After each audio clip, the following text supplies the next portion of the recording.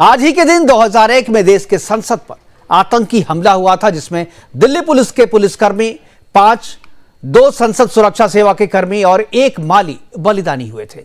जैश ए मोहम्मद ने हमले की जिम्मेदारी ली थी। आज जब हमारे सांसद संसद हमले के बलिदानियों को श्रद्धांजलि देकर संसद के सत्र में हिस्सा ले रहे थे, तभी संसद के भीतर लोकसभा में यह स्मोक अटैक भी हो गया। यह मात्र संयोग ही है कि यह एक स्मोक अटैक था और सांसदों को किसी भी तरह की कोई चोट नहीं पहुंची, कोई बड़ा नुकसान नहीं हुआ। अटैक करने वाले दोनों आरोपियों को, जो संसद के भीतर में थे, गिरफ्तार कर लिया गया। भले ही इस हमले में किसी की जान नहीं गई, लेकिन यह हमला जैश ए मोहम्मद के हमले से ज्यादा खतरनाक और गंभीर था। इस हमले ने संसद की सुरक्षा की पोल खोल कर रख दी।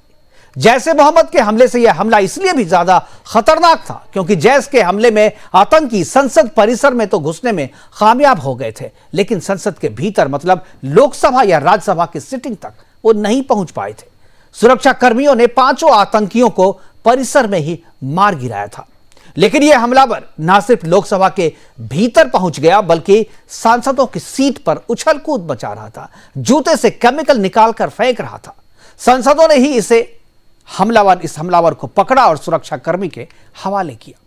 जरा सोचिए, यदि इस हमलावर के पास केमिकल या कुछ और होता, कोई खतरनाक केमिकल होता, तो इसका क्या असर होता। जैविक हमले के चश्मे से यदि इस हमले को आप देखें तो साधारण और मामूली सा दिखने वाला यह हमला कितना घातक और गंभीर हो सकता था, यह सोचकर भी रोंगटे खड़े हो जाते हैं। जो सांसद हमलावर को पकड़ने के लिए उनके साथ आगे पीछे दौड़ रहे थे, वे सब के सब धाराशायी हो सकते थे। हमले की जिम्मेदारी अभी तक किसी ने नहीं ली है, लेकिन दिल्ली पुलिस के सोर्सेज बताते हैं कि इसका संबंध खालिस्तानियों से हो सकता है।